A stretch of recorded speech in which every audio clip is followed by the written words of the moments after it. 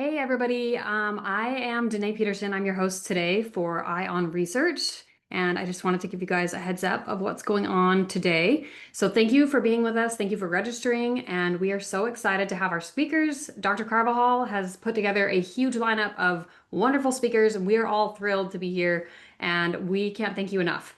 I just want to give a huge thanks to our sponsors for making this possible. These are some of the sponsors from our last I Believe meeting, and they are so generous in helping us to be able to put on these kinds of meetings. So thank you to Castle Biosciences, IDEA Biosciences, Aura Biosciences, Immunocore, and Delcath Systems. If you're here and you have to go for any reason, please don't stress. We're going to be live, but we are also recording these sessions, and you'll be able to catch them on our YouTube channel after they're edited, or on the I Believe podcast for just audio only. I would suggest, however, that you go and subscribe to our YouTube channel because the YouTube channel is going to be where you're going to see all the slides. All right, so I'm going to go ahead and bring Dr. Carvajal in, but here's kind of what our agenda looks like. We've got a 10 a.m. session. It's going to last about an hour to an hour and a half. And then we've got an 11:30 or whenever we finish the last session that we're going to run into. First session is going to cover metastatic treatments and trial updates for the systemic and the liver-directed areas. After that, we're going to do a Q&A until we get to when we need to start session 2. And then we're going to do some adjuvant therapies, and then we'll have a Q&A and finish. So with that, I'm going to go ahead and bring Dr. Carvajal on. Yeah, thank you, Danae. And I'd like to thank Ocular Insight for hosting this event. Want to thank the sponsors. This is really important. I'd love to thank our lineup of speakers. And of course, I'd love to thank all of you for being here. So as Danae said, we have a pretty nice agenda for this morning. And what we wanted to do was make sure we had time for Q&A. There's a lot to talk about. And I just wanted to kind of start off by setting the stage. As I hope everyone on the webinar knows, there has been incredible progress in how we're able to treat people dealing with this disease. It's not enough. I always say there's much, much more that we need to do. But if you think of where we were just 10 years ago, for instance, compared to now, it's a completely different landscape. And I think that is a testament to the hard work of a number of groups, not just the researchers understanding the science and trying to develop new therapies. This is also our industry and collaborators. We cannot do that and some of whom are sponsors for this event. And I can say there's always obviously a business aspect to all of this, but everyone we have worked with in industry, their heart and soul is here for the patients. And then lastly, I think the partnership with our patients, family members, and advocates has been fantastic.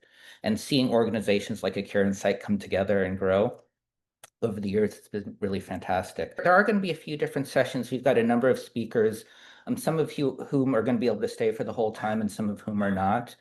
But Justin Moser, as many of you know, outstanding physician, beloved, and really making incredible progress in kind of the research field. He's at Honor Health. Dr. Cam Montazeri, fantastic physician in Boston at MGH, also doing a ton of research leading the uveal program there. Sessions 1 and 2 are really the advanced disease session. We're going to spend a little bit of time talking about some of the key developments in terms of developing treatments for metastatic disease. And then the second part is going to be what we call regional therapies, and we'll talk about that a bit. After that, we'll talk about something I'm really excited about, which is the development of, I think, really promising therapies in the preventative setting. If we can prevent the development of metastasis, that's how we're going to increase the number of people we can cure. The drugs and the therapies we're talking here, this is just a subset of what's out there. But I think we're hitting on some of the high points that we want you to know. We're going to be focusing not on what's been done so much, but what the future is. Okay. And so for session 1, we'll spend a little bit of time talking about tebentafusp. Dr. Moser will spend a little bit of time talking about the iOnctura program, and Dr. Montazeri will spend a little bit of time talking about the IDEA program. So I wanted to spend a few minutes talking about tebentafusp, a little bit of where we've been, but again, where we're going with this. I want our patients, family members, caregivers to know what we're doing, why we're doing it, a little bit of how these things work, and why we're so excited about these therapies. So tebentafusp is a type of drug that we call this bispecific molecule. And by bispecific, it just means it's got kind of 2 ends and 2 functions. This is a little bit a little cartoon of what this is, and I'll just walk you through this. But tebentafusp, on one of the ends, there's what we call an optimized T cell receptor. And what that lets us do is have the drug bind really tightly to a protein on the surface of the cancer cell, right? So if this up top here is that uveal melanoma cell, there are proteins that are expressed in something that we call this HLA context. So this HLA molecule presents this protein, and tebentafusp is this dark blue thing here that binds to that really, really tightly. And the protein that it binds to is this thing called GP100, which is, expressed really highly on those cancer cells, right? So it binds to the cancer cells wherever they are. And then the other end, the other part of that bispecific piece is something that functions to really suck in immune cells that are in that area, okay? So basically drug binds to cancer and then brings the immune cells to that cancer. And that by itself is enough to allow the immune system to kill the cancer cell. It's pretty cool, right? So the development path for this, there were kind of two trials. I'm not going to spend too much time talking about those, but as you can see in the eligibility for both of these, for this thing to work, patients have to have this certain HLA type. And so we say they have to be HLA A0201 positive. Basically, we determine that based off of a blood test. You can also kind of do it from tumor, but that's a little bit complicated. It's better to do this from a blood test. And it really tells us how your immune system functions. About 40% of people with uveal melanoma will have this HLA type, and that's the population for whom this drug can work. The other thing I want to highlight on kind of that blue thing is that where it says like tebentafusp 20, 30, 68, the way we give this drug is it goes by vein. It's an IV treatment. We do it once a week. But in the beginning, we have to start at a low dose for the first week, then go to a slightly higher dose for the second week, and then that's 68 micrograms, which is the highest dose that we get to subsequently. And the reason for that is a fewfold. One, we know that this drug works better if the doses are higher. But when this drug was being developed, if we gave really high doses at the beginning, people got very sick. And so using this strategy helped us get to the higher doses and helped minimize the side effects that people got. When we think about the side effects, there are a few things that we talk about. One, I'd say there are two categories of side effects we usually see. One are skin side effects, and that happens because the melanocytes, the pigment cells on the skin, also have that GP100 protein, right? So that drug binds to your skin cells, bring immune cells to your skin, and that causes rash, itching, kind of a sunburn type reaction. And the other type of side effects that we see are what we call cytokine-mediated side effects. And these are side effects from your immune system becoming very hyperactivated. And what do we see? We see things like fevers and chills and even drops in the blood pressure. It turns out those side effects are most severe in the beginning, and then over time, they kind of go away, right? And so that's why we start with that lower dose, which still gives the high frequency of side effects. During the first 3 doses, current state, almost all centers will monitor people in the hospital or hospital setting for at least 23 hours, just to make sure they're okay. And by the 4th dose, it's all able to be given as an outpatient. And what you kind of see here is, if you look at that week 1 section, and if you look at the bar, about 20% of people have like this dark blue bar, which are kind of the bad side effects, with most of the side effects being rash. But over time, you can see that dark blue bar really decreases. And I will say that my experience is that by the second or third month, patients have virtually no side effects.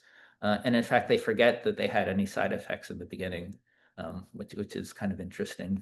Something important for you guys to know, we're really working to figure out how can we minimize the side effects. And I think a lot of us who treat people with this disease have found different things to do this. Using Tylenol and Benadryl before dosing has been helpful.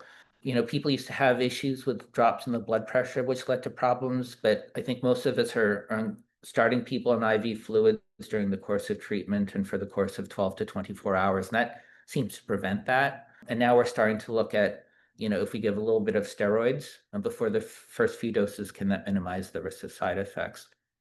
I think as we get better at that, it may be possible to just start doing all of this as an outpatient with very, very, very, very close monitoring overnight at home or at a hotel near the hospital, just in case problems happen. There are a lot of key outstanding questions despite all the work that's been done. I just list some of these here. I'm not going to go through all of these. It just highlights kind of what are we doing in the field in terms of making TEBI easier and better to I don't know, easier to treat and work better. One question is when should HLA testing be performed, which is that test to determine can this drug work or not. And I think I'd love to hear what Dr. Moser and Dr. Montazeri kind of say. Definitely, I would say, 6 months ago, a year ago, the definite answer was at the time of if the cancer comes back, you have to do it. Some people would say maybe we do it at the time of diagnosis of the primary melanoma if we're worried that there's a high risk that it might come back. I would say now, because of some of the new preventative therapies, the adjuvant therapies that are effective, I think if you're considering preventative type therapy, I would definitely recommend testing at the time of diagnosis of high risk primary disease. We're looking to see if side effects can be minimized. You look at the steroids. Do we really need that 23-hour hospital observation? Is there a way that we can manage this easier? And if you look at point 9, do we have to dose this weekly, or are there easier schedules that we can do that's important? Point 4, when do we use tebentafusp? It was approved for kind of any line. The big trial was done in the frontline setting. So at the time of metastasis the first time, but it definitely works later as well. Point 5 is, should we be using tebentafusp alone, or can we combine it with something else to make things better? Can we predict who this drug's going to work for, who it's not, right? That would be an important question. How long should we use this treatment? I will spend a little bit of time on that. And then, if you get tebentafusp for a while and then you get another treatment, can tebentafusp later on work? That's another question. So to answer some of those questions, this is really important. I want you guys to know kind of what the kind of trial portfolio is and what some of the key things are.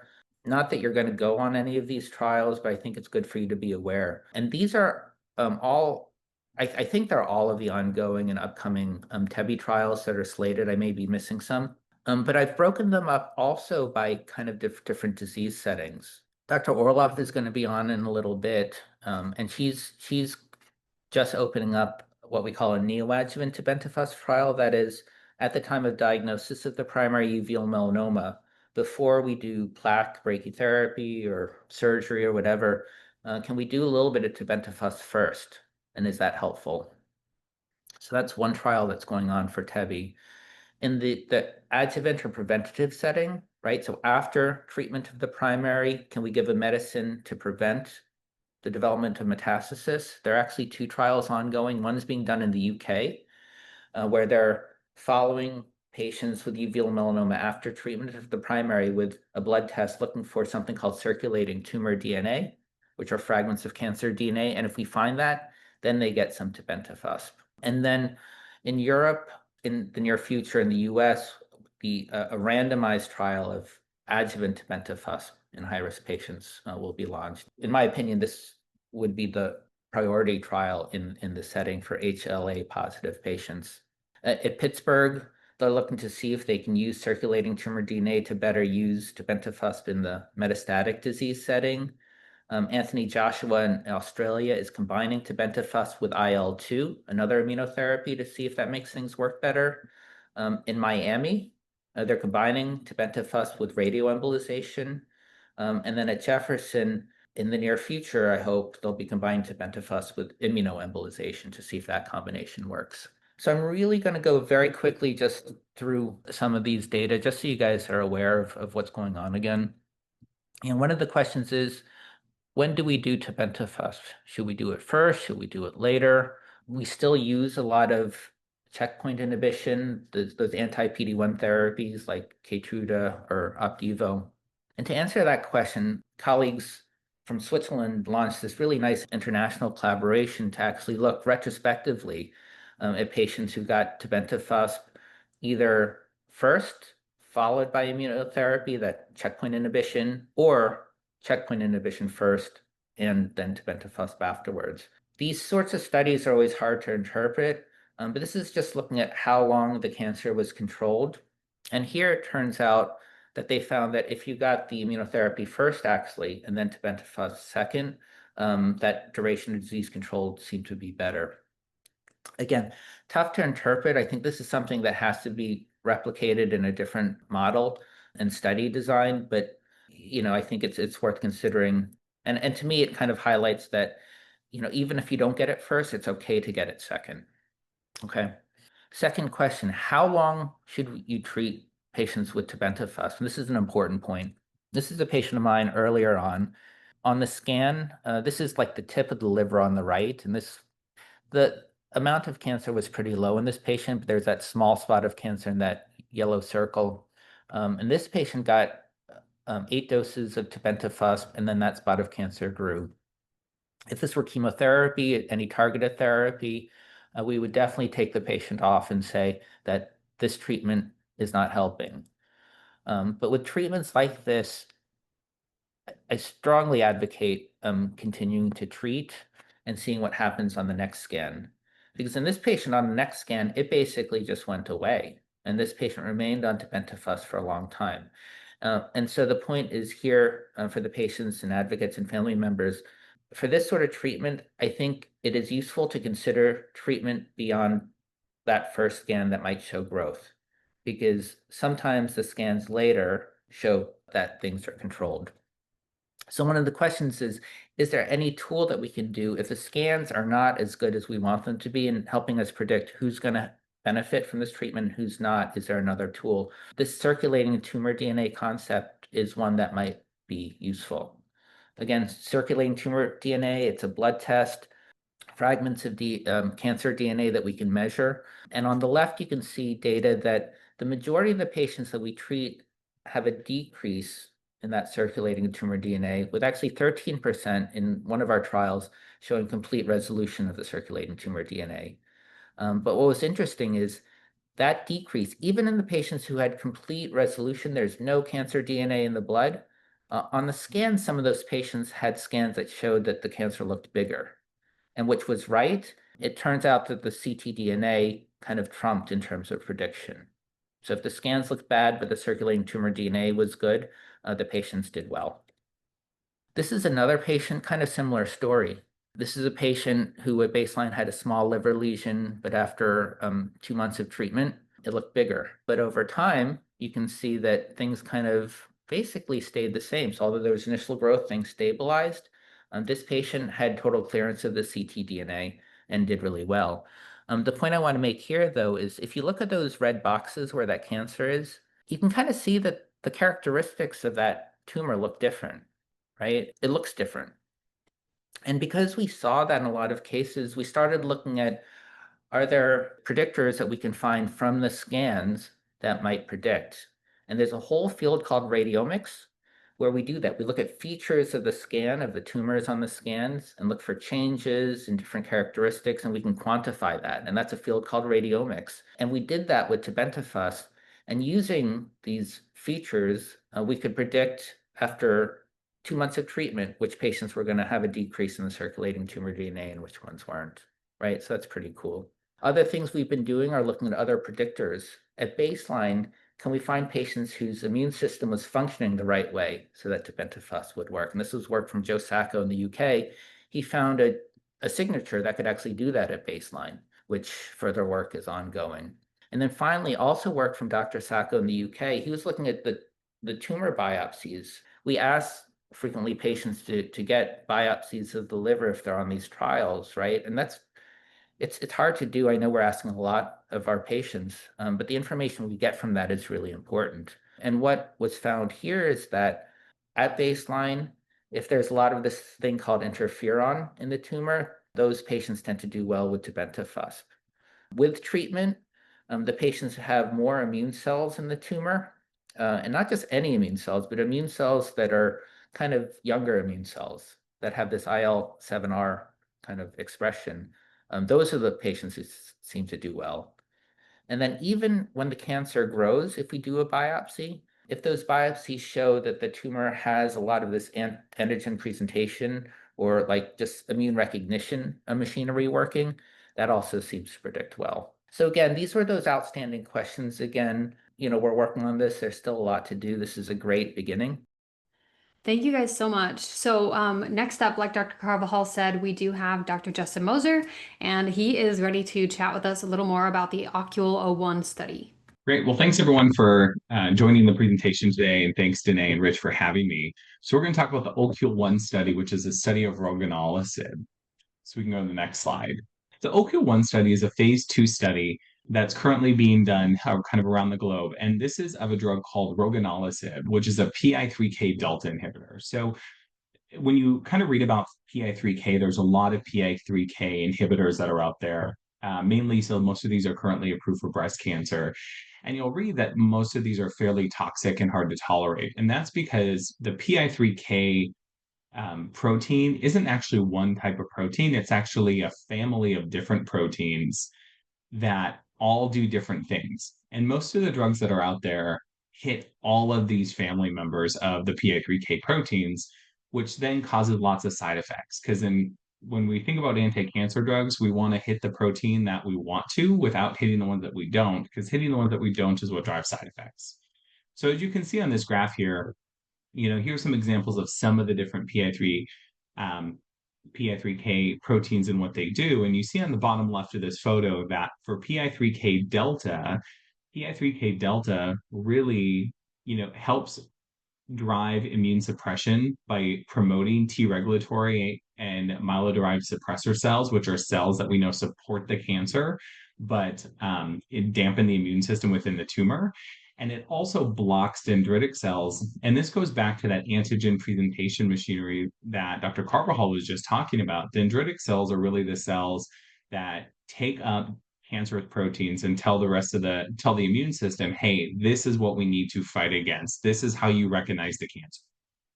And so roganolisib is a PI3K delta specific inhibitor that truly is specific and only targets the delta isoform of this protein rather than all the other ones. So it is far more tolerable than the other PI3K inhibitors that are out there. In the phase 1 study of roganolisib, which was presented at ASCO in 2023, and this was a phase 1 study done in Europe, they treated a handful of patients with uveal melanoma. And while they didn't see any responses in terms of the images showing the tumor shrink, what they did show is many patients had their disease stabilized.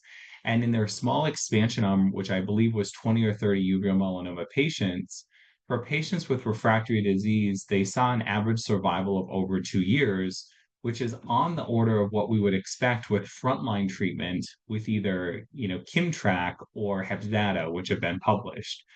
And so that was really exciting to be able to see tumors that were growing and have them stop growing and stabilize for years. And so that has spurred a randomized phase 2 study, which we'll talk about.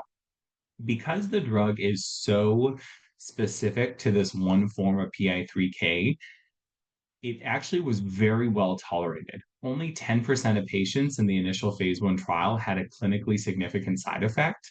So this drug was very tolerable, very little side effects, and stabilized disease for a long time. So that launched the OCUL-1 study, which is a randomized study of 3 arms looking at patients with refractory uveal melanoma. So patients had to have been treated with at least one prior line of immune therapy, and that it could be any immune therapy. It's very broad. It could be a checkpoint inhibitor, it could be tebentafusp, may even be an immune embolization, but I don't know that one off the top of my head. But it's very broad and inclusive, which is great for our uveal melanoma patients.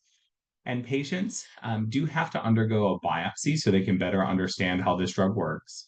And once patients are randomized, they're randomized to get either investigator's choice, which is pretty wide open in terms of what you can give. There's not a lot of restrictions, or 2 different doses of the roganolisib drug, which here is called IOA-244. Initially, there's 2 different dose levels of the drug because that's an FDA requirement. You have to prove that one dose is better than the other. once the third arm of this study is fully accrued, then it'll just be randomized between the first two arms, arm one and arm two, in a 2-to-1 fashion, where you're twice as likely to get the roganolisib or IOA 244 drug as you are investigator's choice. So this is a great option for our refractory uveal melanoma patients. As we know, a lot of the uveal melanoma studies right now are really in the frontline setting and restrict prior liver-directed therapies or radiation, where this one is second line plus and doesn't restrict any of that. And it is currently enrolling in Italy, Spain, the UK, and then currently here in Scottsdale, Arizona. I believe other sites in the United States will be opening up shortly, but currently, I believe we're the only site in the United States. Awesome. Well, Dr. Moser, thank you so much for sharing this about the Ocular One study. I think this is probably one of the more exciting, like newer trials that I've heard about in the last year or so. So this is really exciting that we have this here. Next up, we have Dr. Cam Montazeri. So I'm going to go ahead and bring her on stage. Thank you very much. Awesome talks from my fantastic colleagues. Great work being done in this space, which is wonderful for our patients. So I'm going to talk about one of the clinical trials that is up and running, basically one of the medications that is in clinical trials and a few clinical trials, currently in 2 clinical trials in the metastatic setting. The drug is called darovasertib, not an easy name, or ID 196. It's basically a drug that's designed to target and inhibit a protein called protein kinase C, which has a role in growth and basically in division of the cells and replication of the cells. So blocking this protein may help slow down the progression of the disease, or maybe stop the progression of the tumor. Crizotinib is another drug that blocks a protein called MET, which is highly expressed in uveal melanoma cells. And these 2 medications are both oral medications. Darovasertib is a twice-daily medication, and crizotinib can either be twice daily or once daily, depending on the dose that we want to give to the patients. The first clinical trial that I'm talking about briefly is a study that's currently in the phase 2-3 of the clinical trial with the combination of darovasertib plus crizotinib or investigator's choice, which usually is standard immunotherapy. Dacarbazine is one of the other choices that we rarely use in a setting. So mainly either standard immunotherapy or darovasertib plus crizotinib. It's a randomized study, 2-to-1 randomization to either the study arm or the standard of care arm. And the aim of the study is to look to see how well these treatments work in slowing down the progression of the disease and improving survival outcomes for the patients. And the patients who join the study are basically randomly assigned to either receive the darovasertib crizotinib combination or usually standard immunotherapy. This study is a frontline study. So basically patients who are newly diagnosed, they are HLA-A*02:01 negative, meaning that they don't have the option of receiving tebentafusp as the standard of care option. They have option of going to clinical trials, and this is a frontline clinical trial for those patients. So basically, these patients get randomized and get either the study drug or the immunotherapy drug. And the primary end, as I said, is to see if it can slow down the progression of the disease. In terms of the side effects, well, these are newer drugs and we don't have all the side effect details from them. Things that are more common and more predictable with targeted therapy drugs are some GI side effects, like diarrhea or constipation, nausea, vomiting, sometimes skin reactions, like rash, sometimes basically fluid retention and like swelling, which patients usually need supportive medications to prevent or to control these side effects. Other study with this drug is called ID 19601. The previous one was 02. This is for patients with solid tumors that harbor GNAQ or GNA11 mutation, including uveal melanoma cells that usually have this mutation in the metastatic setting. And I apologize that this is blurry, but this is for patients that have received previously melanoma treatments, including patients that are HLA a O201 positive and have previously received tebentafusp, or for some reason they are not candidates for tebentafusp, and it's currently recruiting in the US and in some other countries. We do have time for some questions right now. Okay, so it says any clinical trial using Tebi interswitch with nivolumab and ipilimumab. So I think that's the question, is like, are there ones where you can switch back and forth? Yeah, so this is kind of a sequencing question. I'm not aware of any true sequencing prospective trial. It's a super important question. You know, that prior trial that was led by the Switzerland team, what was done there is they asked all of like 14 centers, of all of your tebentafusp patients, did they get checkpoint blockade before and after? And we put all that data together. So I suspect that may be the way that we have to do this. Like we have all these anecdotes. Like we've tried to look at sequencing even on the clinical trial patients. Like our trial patients on tebentafusp, if they got checkpoint blockade after, how did they do?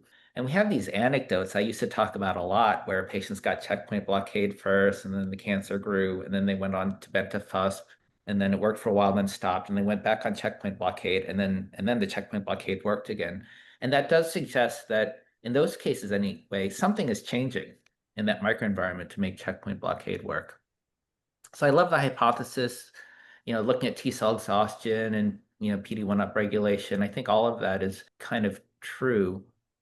I could go on and on. I guess the point is that we don't know. I don't know, Justin or Cam. I agree. I think we don't, it's a fascinating question, and I would love to understand the immune system enough so we could like make these rational accommodations. I think though, when the thing to remember, whenever we're talking about drugs like nivolumab and ipilimumab or other checkpoint inhibitors, the half-life of these drugs are, weeks, if not a month. But also we know from the phase 1 studies that although they're out of the blood in about a month, they're still bound to the receptor 2-3 months later. And so if you give someone nivolumab and ipilimumab and 2 months later you give them Tebi, they still have that on board. That's still there. And so these drugs hang around so long that, switching back and forth and sequencing is probably less of an issue than drugs that are like pills that are only in your body for a couple hours. It's very important to do more work on understanding the tumor microenvironment that changes with tebentafusp and drugs like basically immune engagers that is different from immune checkpoint inhibitors. So there are a lot of exciting work coming out of these basically lab research based on these patients and the samples that we have that have generously been donated by the patients that have been treated on tebentafusp. And have we said, just for clarification, Tebi or tebentafusp is also the same as Kimtrac. So if you hear those being used in the office, Kimtrac is the brand name, Tebi is the drug name, like the scientific name of the drug. So they are used interchangeably. Most of the time, doctors seem to refer to it as tebentafusp for us as patients, but you're going to see the branding Kimtrac. So just know they're the same thing. Okay, we've got 2 more questions, and one of them is, do you know if any research centers are looking into using mRNA or CRISPR for uveal melanoma? I'm assuming by mRNA, you're talking about the vaccines. I think it sounds like a vaccine. Yeah, I don't think anything is up and running. I know Jose Lutsky at University of Miami is working on something. I think in the adjuvant setting, we have applied for a grant to use not an mRNA vaccine, but a protein-based vaccine in uveal melanoma. So if that grant gets funded, hopefully that will be available by the end of the year. I think there's a lot of excitement around these things. And all of us are trying to get them in this space, but I'm not sure they're there yet. All right, awesome. Okay, the last question that I'm seeing right now is showing I will come off the IDE trial in 2 months, 6 months post-brachy. So it sounds like this patient was doing the kind of adjuvant or neoadjuvant setting of the IDE. Does that sound correct, Dr. Montazeri? I believe so, yes, based on what Okay. So then he's asking, is there another trial that could be available for me to join to protect from metastases? So he's still no mets, but looking to do kind of an adjuvant therapy. I guess, Chris, this will probably be something that we'll address a little later when we cover the adjuvant setting. You guys good to cover this a little later? Yeah, but since I don't know if they're going to be, just to briefly mention that, as you know, the standard of care is still just doing radiation therapy and monitoring. And it's great that you, hopefully benefited from this. Unfortunately, in the adjuvant setting, we don't have any studies that come, as the second line or for patients that have previously received any adjuvant therapy. Okay, this is actually, I know we're kind of hinting a little at some of the adjuvant, but I think it is important to recognize that we can address this here. This question says that diagnosed recently in June with choroidal melanoma, had plaque brachytherapy in the July time, and just waiting on genetics. Once I have these genetics, do I need to wait for metastases to happen, or can I start immunotherapy or one of these drugs based on what my genetics show? Yeah, and I think we should be careful. Like, I don't want to be giving kind of personal medical advice on Yeah. online. But this actually definitely falls under the adjuvant session. Yeah. Okay. So Tina, we'll cover back. We'll keep your question, and we will cover this in the adjuvant setting when we talk about the adjuvant, meaning pre-metastatic. So before anything happens in the rest of the body. This one is a question from Jim Diario, and it says, "Do you see promise of using Anktiva N-803 to supercharge the immune system's response to cancer? It's a modified interleukin 15, and I'm wondering if it will ever be used for metastatic uveal melanoma." Maybe. There's so many promising strategies. I think the question is, which ones do we kind of take for a dedicated trial for uveal melanoma? It's a huge struggle. One of the slides that I had, Danae, that I don't think we'll go through is kind of the list of kind of the active trials. There are actually a ton for the kind of metastatic disease setting. So even if we're not looking at IL-15 currently, there are a lot of other ones that are really promising. All right. Well, then I think we're going to wrap up this section of the Q&A. With that, I've got your slides ready to go, Dr. Orloff, and thank you so much for joining us. Thank you so much, Danae and Akira Insight for having me. And hi, everyone who's listening live. And probably, I think this is being recorded, so folks who may be listening at a future date. So I've been asked really to discuss the RP2 Replimune clinical trial as part of under the umbrella of regional therapies in metastatic uveal melanoma. So I know there was just a session on more systemic treatments, and I would actually argue that RP2 probably could fit in both categories. So I could have spoke in the last session, but certainly it also fits in this category as well. And I'll kind of go through some slides kind of explaining why I think of RP2 as both kind of a regional therapy, but also a systemic therapy. I think you have already, got quite a nice background on uveal melanoma. But the thing to remember, I think, going into this session on local, regional, or liver-directed therapy is that, we know that despite uveal melanoma being a metastatic disease in which, cells are likely floating all around, about 90% of patients will present with liver metastasis at least first, and the majority of patients having liver metastasis at some point in their disease course. And still, really, most patients succumbing to liver failure as part of the end stage of the disease. And so, addressing the liver, working on treatments that treat just the liver are obviously an important part of our toolbox. To kind of then talk a bit about metastatic uveal melanoma as a target for immunotherapy, you, I think, heard in the last session a bit about why immune checkpoint inhibitors, such as CTLA-4s and PD-1s, Yervoy, Opdivo, may not be the best choice as compared to cutaneous melanoma, and that metastatic uveal melanoma is historically what they call cold tumor, not really responding well to immunotherapy, somewhat in part by the fact that the primary site is the liver, which is kind of a hard nut to crack. Also because we know things about uveal melanoma, and that just genetically, it's kind of a bland tumor. So it doesn't have many mutations. It doesn't look super foreign to the immune system. So even if you rev the immune system up, sometimes that's not enough to kind of get the immune system to recognize it and kill it. So really what RP2 is a approach that kind of bridges both of these concepts. One, We know that the tumors like to go to the liver. We know that we need to control the liver. And then also we know to try to address it from an immunotherapy standpoint. It's not as simple as just kind of waking up the immune system. We need to do something that's a little more targeted and specific. So, you know, what RP2 is, and sorry, it's the slides are a little blurry on my side. I'm not sure if they're blurry for you. But so you can't totally read the fine print, but RP2 is really a genetically modified herpes virus that encodes these other kind of immunostimulatory things like GM-CSF, something called Gal-VGPR, and CTLA4, which you've heard about. And this is actually injected directly into the tumor.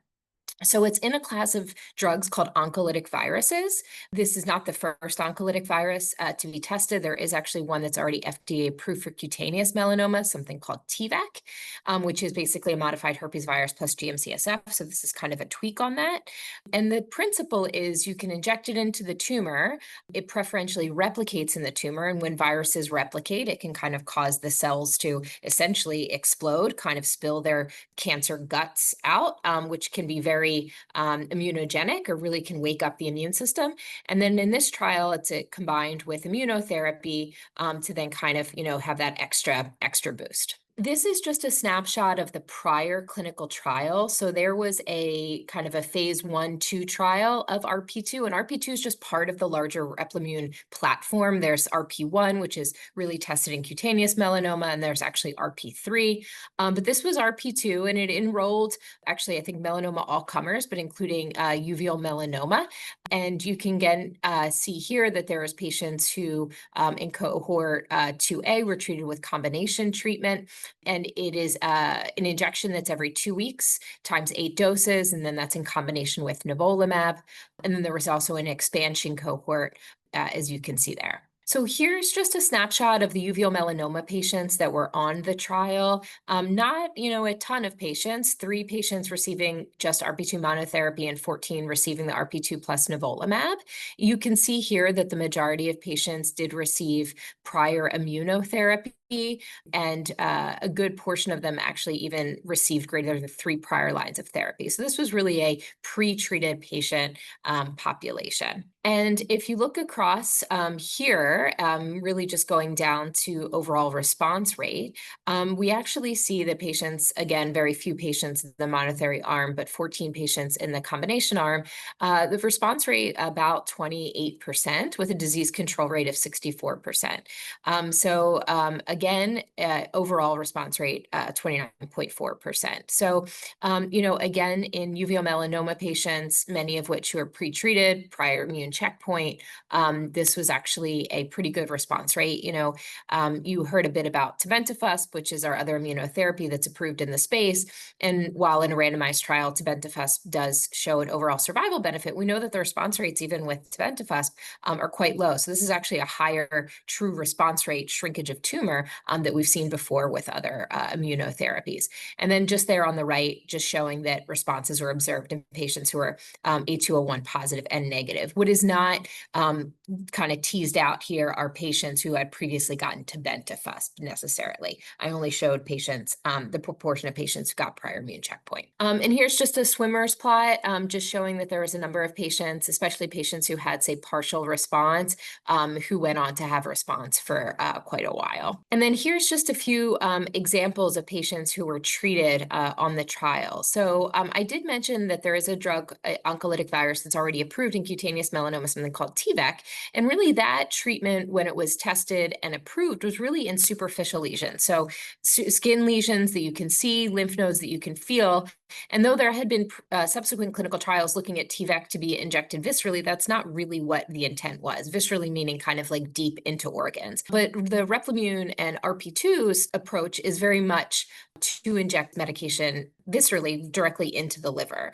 So that's really what you're seeing here on the left side, starting at screening, tumor in the red. And so that's an injected lesion. And what we do see here is that even patients who have tumors that maybe aren't injected, they will still have response. So here you can see only one tumor was injected that's in the red, and you can see that shrinkage over time, but you can also see uninjected, the lesions that are around with yellow, also shrinking over time. What this doesn't necessarily illustrate is, perhaps there's also a lung lesion that wasn't injected that could, respond.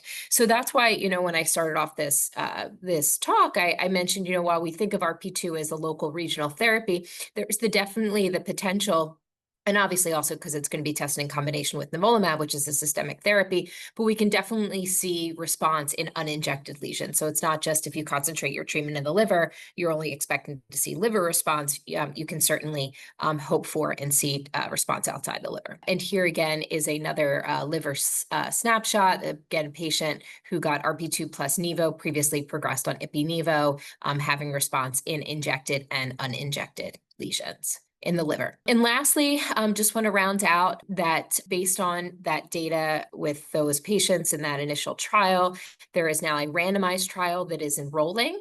So important to note, as I'm sure you've heard from the other folks, that, this isn't a trial that's going to be an option for everyone. And that is because it's specifically for patients who are immune checkpoint naive. So if you've previously had an immune checkpoint inhibitor, you're not eligible for this trial. And that's because really it randomizes to Ipi-Nivo.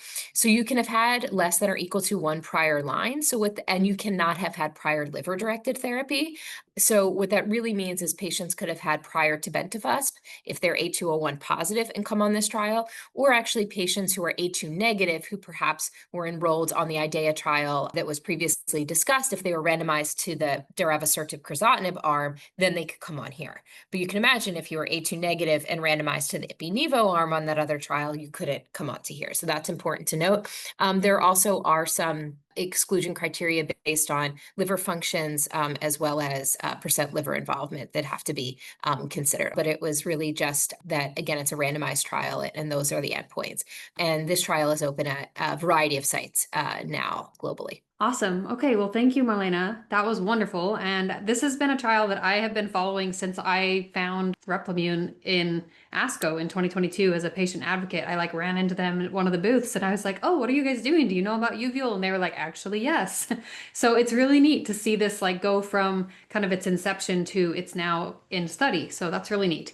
I am so glad that we were able to chat about this. Next up, we're going to have Dr. Justin Moser, who's going to be covering Hepzato. Thanks everyone for having me back, and great presentation, Marlena. So Hepzato, as everyone knows, is currently one of the 2 FDA-approved treatments for uveal melanoma, and that means treatments you can get outside of a clinical trial. There's the Kimmtrak, tebentafusp, or Tebi that Dr. Carvajal talked about, and then there's Hepzato. And Hepzato falls under these regional therapies because it treats the liver, but it treats the whole liver, which is very different than a lot of the other liver-directed therapies like ablations, histosonics, which Kevin will talk about, embolization. Well, embolizations can treat the whole liver too. It depends how you do them. But what this is a procedure that's done under full anesthesia. So you go into the interventional radiology suite or the OR and you are completely put out just like you're having surgery. And then what happens is the interventional radiologist or the surgeon will put lines in kind of all 4 corners, 1 at each groin and then 1 in each side of your neck. And they use those lines, as you can see on the picture over here, to really isolate the blood supply of the liver and to put it on its own blood circuit. So you can see on the photo that, there's this blue line there that takes the blood from the liver and goes through this filtration system. So it kind of puts the liver on bypass, just like we put the heart on bypass when we do open heart surgery and stuff like that.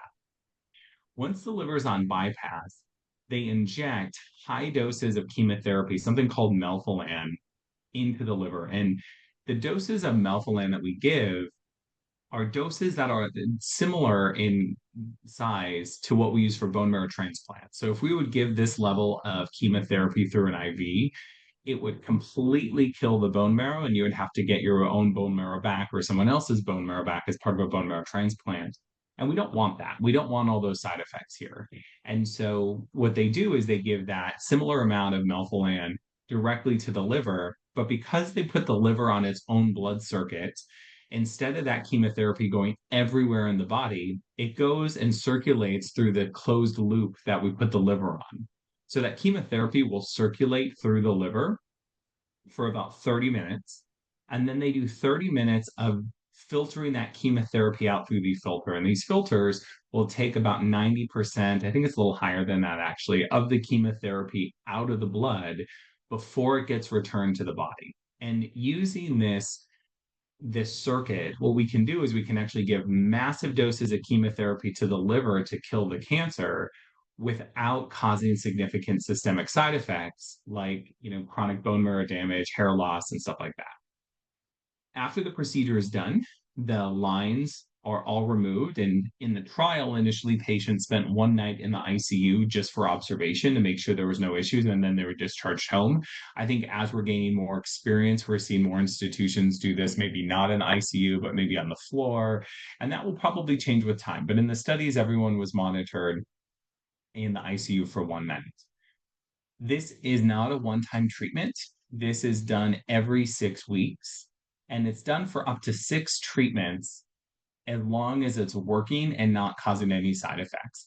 On the study, the average number of treatments was about 4, and that was because either the patient's cancer progressed or they developed side effects with low blood counts. Now, the thing about the Hepzato is we know we're only treating the liver. So this is really a good option for people who have liver-only disease or liver predominant disease and have minimal disease outside the liver that we can control another way with radiation or ablation or something else. Because obviously, treating the liver here is not going to help treat any mets that would be outside of that. This is different than hepatic perfusion. I have had some patients ask me, well, other people do hepatic perfusion, but you can only do it one time. And that goes back to how this is done. Before this was approved, there were institutions that did hepatic perfusion very similarly, but it was done via a surgical method where they would go in there and surgically open up the blood vessels and do this. When you do it via surgery, you can only do it one time. The real novelty of Hepzato is that we do it percutaneously, which means through the skin and not through a surgery, which allows you to do it more than one time in every 6 weeks. So this was FDA approved in 2023 based on the FOCUS trial, but it's actually been available in Europe for a couple of years earlier, 2 to 3 years, I believe. And so there's a lot of experience of using this type of treatment, despite the fact that it is still relatively new in the United States. It was approved based on a phase 3 trial, the FOCUS trial, led by Dr. Zager at Moffitt. And what this was is it was initially a randomized study of percutaneous hepatic perfusion versus standard of care, but it was eventually changed to just be a trial, a single-arm trial, because there just wasn't great best supportive care at that time. When the time this trial was going on, we didn't have tebentafusp or any of the other things that we've talked about today. And in the trial, you had to have, predominantly liver-only disease, preferably. I believe they did allow some patients who had extrahepatic disease that was treated with radiation. And what they showed is that there was a 36% response rate, meaning that 36% of patients had their tumor shrink on scans. But I think now that this is FDA approved, what we're seeing is that it's more patients are benefiting than just 36%. And I think it goes back to what Dr. Carvajal talked about earlier with tebentafusp, which is on that study, they saw only a 9 to 12% response rate, but we saw more patients benefit. And when you look at circulating tumor DNA in that study, that seemed to correlate better with who was benefiting from treatment rather than scans. And I think we're learning that that's probably true in uveal melanoma with liver mets in general. And so, clinically, now that we're using this, I think we're seeing more than 36% of patients have reduction in circulating tumor DNA. When the interventional radiologist actually does this treatment, they do an angiogram before the treatment, and they're seeing far more patients have changes in the angiogram, which correlates with the tumor's response than 36%. And so I think this is actually benefiting more patients than that. It's just we're learning over this past year or past couple of years, what is the best way to follow patients in terms of deciding who's benefiting? And I think we're all learning MRI and CTs may not be the best. It may be circulating tumor DNA or angiograms or other things. On this study, they did find a median duration of response of 14 months with a median overall survival of, I think, just about 2 years. So similar to what we saw for tebentafusp in their randomized frontline study.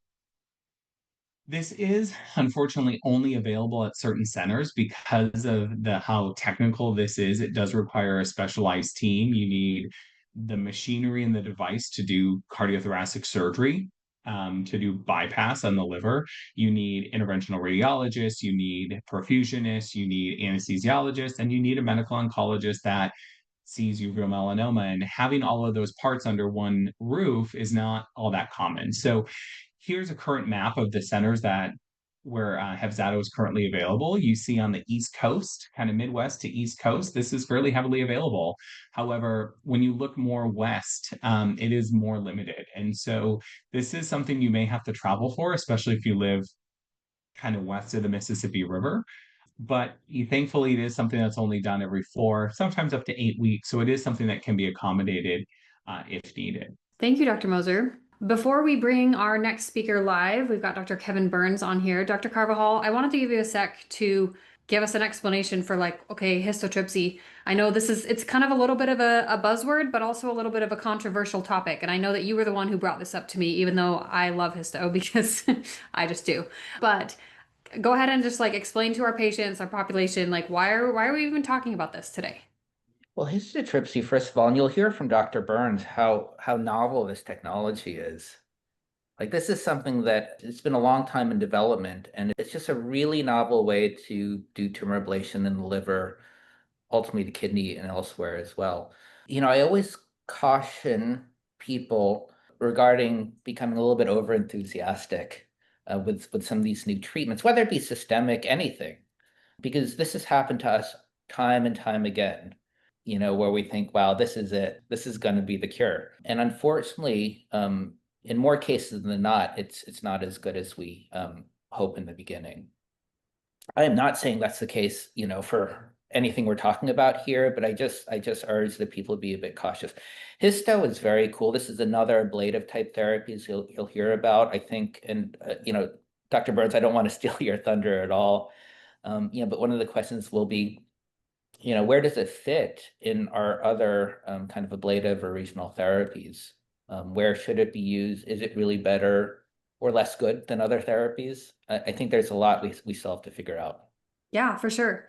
Okay, well, Dr. Burns, I'm going to give you leave to share your slides so we can make sure to share any of your interactive parts of the slides. So I'm Dr. Kevin Burns. I'm an interventional radiologist. So as Dr. Moser was mentioning before, if you had Hepzato, we'd be kind of the physician performing that procedure as well. So you may have met somebody that does the same procedure if you've had a biopsy of the liver or any other organ.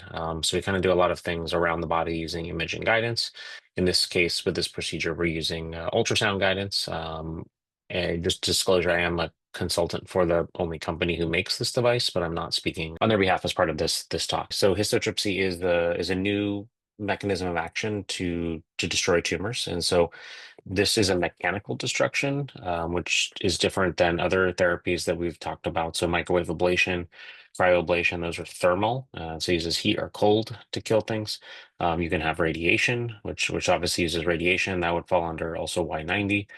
You can do embolization as well, which kills with ischemia. But this is a mechanical destruction. So it really liquefies the tumor in a mechanical process. And so that means that whatever is treated with histotripsy is instantly killed, and we can have very precise margins, which is different than some of the other therapies where you have a gradient, where maybe the center is killed and there's a marginal recurrence because the treatment wasn't uniform. And so this therapy can be very precise, meaning you can get very close to other structures without damaging them. It also has some tissue selectivity, so structures that are made of more collagen. So think about the capsule of the liver, a bile duct, a blood vessel, which is an artery or a vein, are actually spared by this treatment. And so you can treat maybe a tumor that's in a more complex location where you wouldn't be able to offer a thermal ablation. Oh, this is kind of what the treatment head there's only one commercially available device for this right now. So this is kind of what the treatment head looks like, and kind of in this depiction,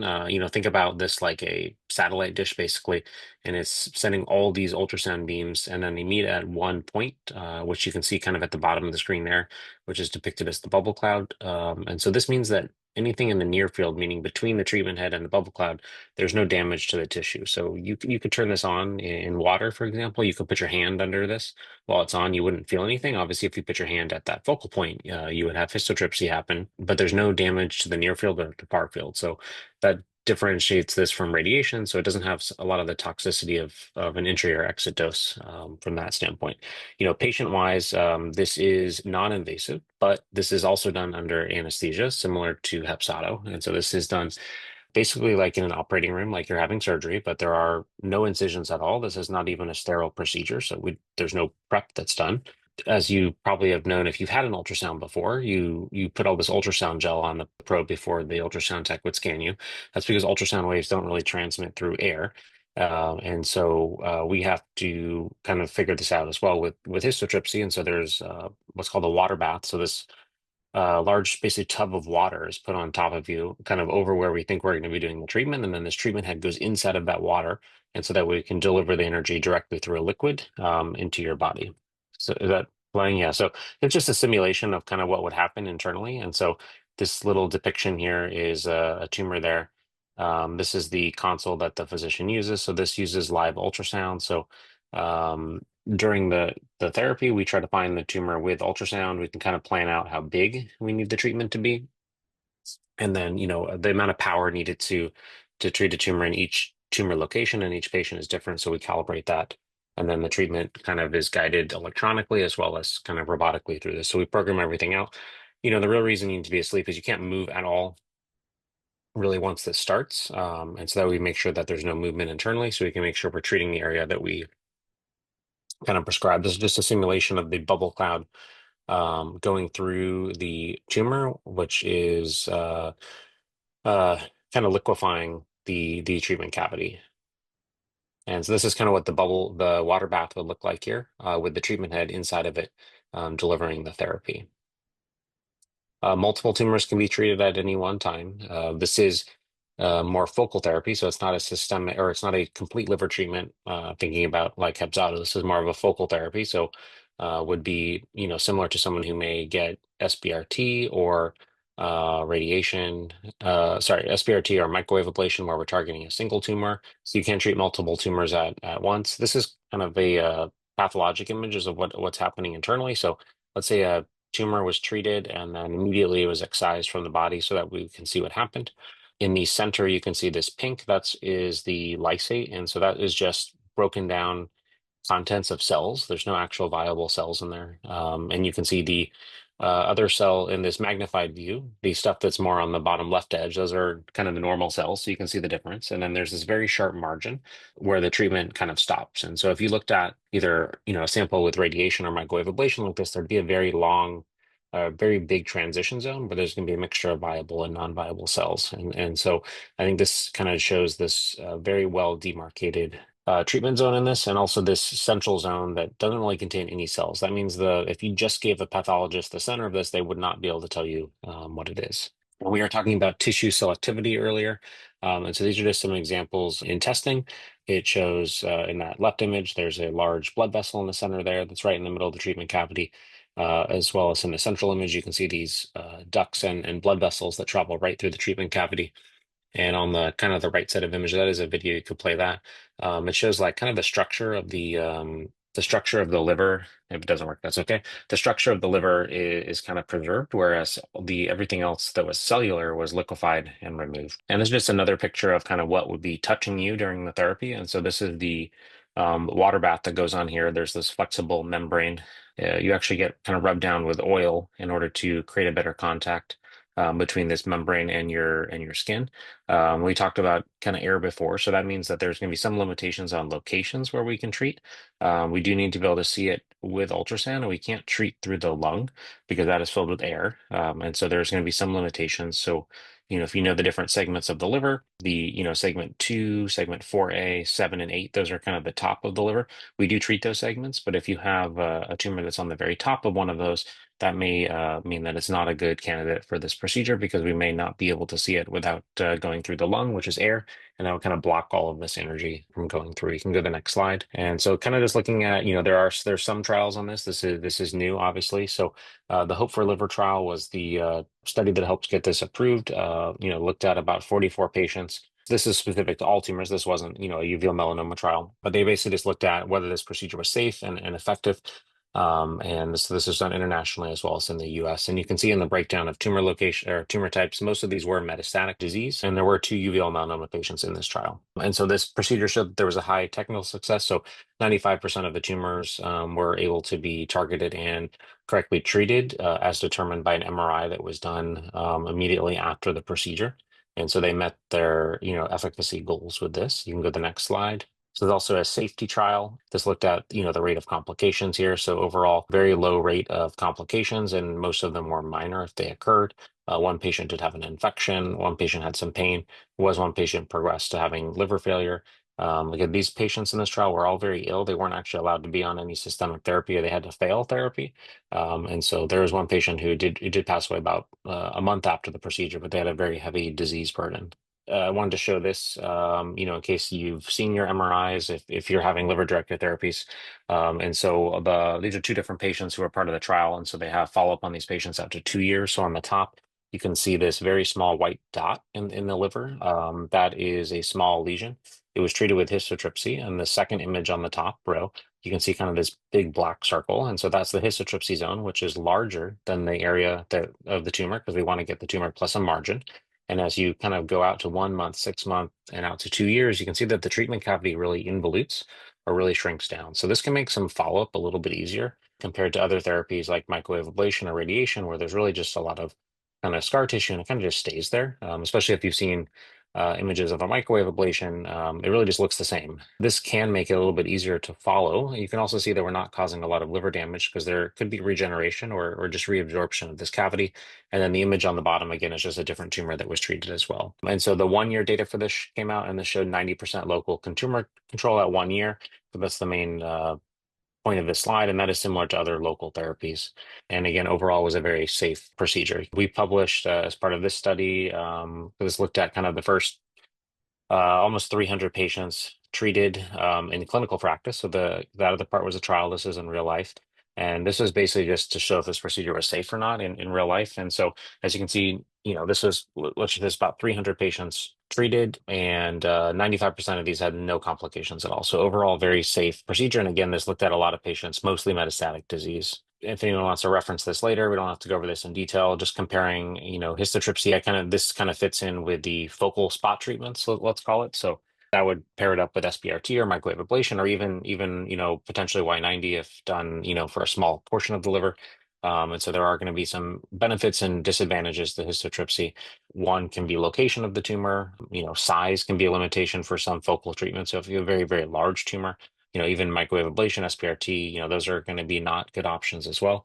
I think there is a lot of talk about, immunologic benefits of this procedure. I didn't include this on the slide just because I don't have like good human data related to uveal melanoma on that yet.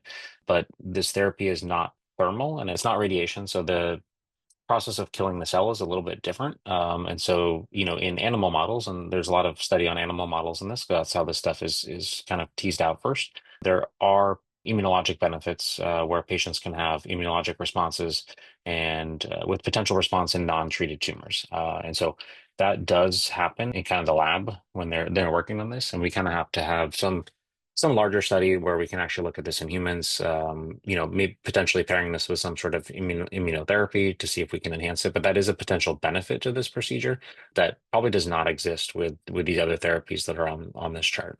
And I think I'll end there. Thank you so much for being here and for participating. All of you guys who are live and listening, we're glad that you are here with us. We're going to actually move into a short Q&A session. I think what might be interesting, Danae, is maybe to just go around the room and think about how we, when do we consider doing regional therapies or ablative therapies versus systemic? I bet you there are going to be a lot of, different practices.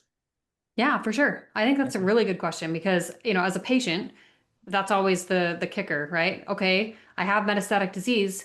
Why should I do a trial first that's systemic versus doing liver-directed therapy? And I mean, it's such a nuance. I'm gonna kind of round table this. Dr. Moser, do you want to go first? Yeah, so that's a great question. And I think, I mean, my number one approach in terms of sequencing therapies is keeping the toolbox full. So right now, where we have two randomized phase 3 studies that restrict liver-directed therapies, I try to do those first. And that's just because then we always have the local therapy on the back end, but we don't have those on the back end if we do local therapies first. So it's really just kind of keeping the toolbox full. Now, but that depends, right? If someone has disease that I think is growing very quickly, we need something that's going to hit it hard. So if they have fast growing disease throughout the liver, but less than 50%, I'll bring those people straight to Hepzato just because if they're growing fast, we know the response rate to combination immune therapies may be around 10%, and we probably can't risk randomizing to that. In terms of the non-whole liver local therapies like ablation and stuff like that, if someone just has one lesion, and I think they're growing slowly, meaning that, they present maybe 4 or 5 years after their enucleation or plaque brachytherapy, sometimes we will try a spot treatment. Now, the tricky thing is when we do MRIs on patients with uveal melanoma, there's usually microscopic disease throughout the liver that we can't see. And even if the MRI doesn't show it, when you talk to liver surgeons who will go in there and do it, they'll say there's disease throughout the liver, even if the MRI doesn't show it. And so I really do the non-whole liver local therapies for patients who have a symptomatic lesion or two, where we could treat that. Or if they've really proven that their disease is slow growing and they can't go on treatment because there's a life event, right? They want to go on a big cruise to Europe or something like that. Sometimes we will do those spot treatments, but really it's tricky because you want to keep all the options full, and some trials will restrict it. And for most patients, unfortunately, there is more disease there than just what we can see on the MRI. Dr. Montazeri, do you want to go ahead and give your feedback? I agree with Dr. Moser. I think that for our patients, we have to think about multiple treatment options lined up because unfortunately, this is a disease that we haven't been able to cure it or have complete response in many situations. So you have to think about what next? If this doesn't work, what next? For patients that are HLA-A*02:01 positive, I always think that we have data from a medication that has survival benefits. So even though if they have very limited disease, if there is no reason from the patient's side or my end that the patient cannot receive tebentafusp, I either do both treatments if they have a life event. I agree that there is, an option to do localized therapy and give them the benefit of disease control and send them to basically do whatever they need to take care of and then come back and continue on tebentafusp. Sometimes we start with systemic therapy and we have to add liver-directed therapy. And it has been actually most of the cases. It's just that to hit the cancer hard, especially in the liver, we know that we need both systemic and liver-directed therapy. And in real life, most of us get into a situation that sometimes we do that. And we have some data collected that hopefully we're going to get published that on the combination of tebentafusp and liver-directed therapy with the hopes that we can help patients benefit longer from that systemic therapy. In terms of the differences in local liver-directed therapies, as Dr. Burns mentioned, there are other exciting treatments coming up, but we don't have any data yet on histotripsy and the benefit, hopefully in the future, the combination of that and immunotherapy, combination of different systemic therapies could help us understand better. Obviously, we have to have hopefully some information on the tumor environment and see what happens with liquidifying the tumor. I'm still careful recommending that to our patients and who is the best candidate for those, but obviously that's another exciting option that's going to be studied further in the future.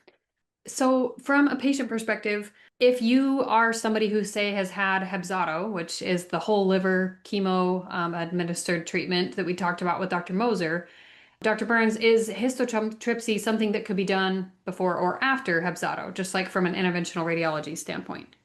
Yeah, and I know we've had patients who have had both Hepzato after and prior to this therapy, and so that doesn't limit things. I guess the situation could be, maybe you've had Hepzato, you've had a great response, and maybe there's one lesion that's growing, or something like that, where you have isolated growth in a lesion, and this could be a beneficial procedure to target that, especially since it's not invasive. So I think that this therapy, could exclude you from certain trials, but it shouldn't exclude you from another liver therapy.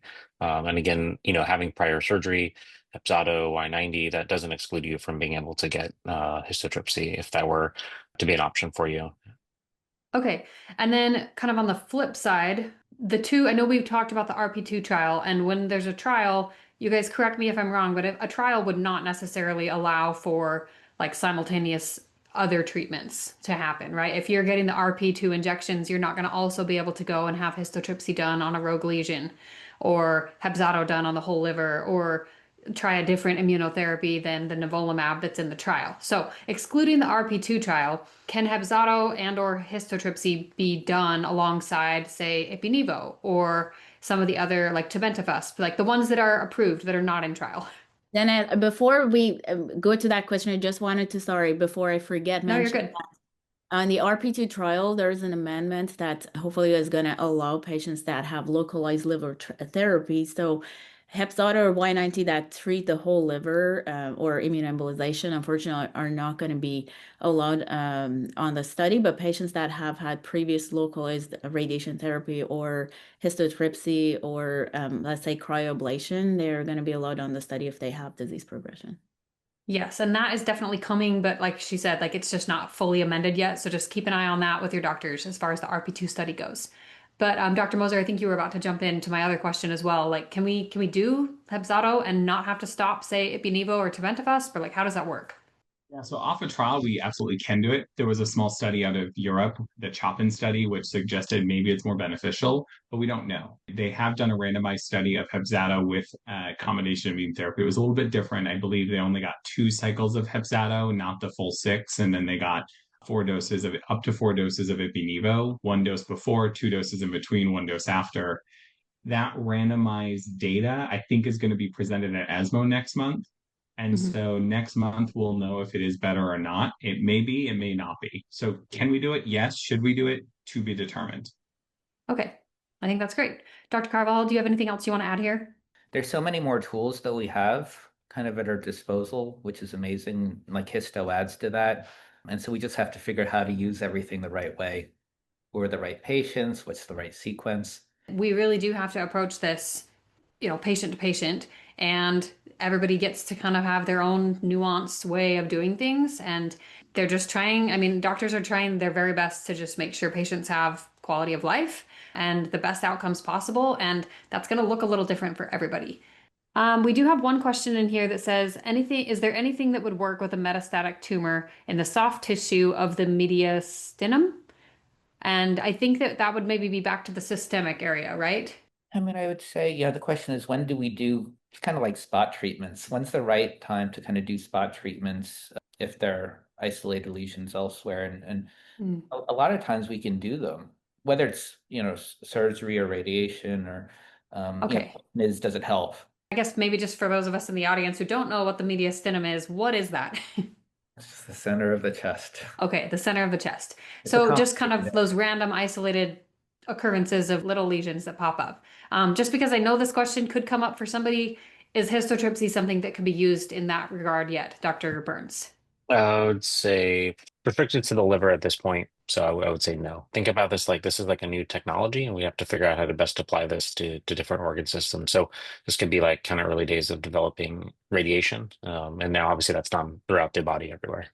Yeah, for sure. Dr. Moser, Dr. Montazeri, thank you so much for your time. Dr. Burns, thanks for jumping in and telling us a little more. If you guys have any other questions, please feel free to send us an email at contact@AcureInsight. And if we can, we'll send those off to the doctors that they are relevant to talk to.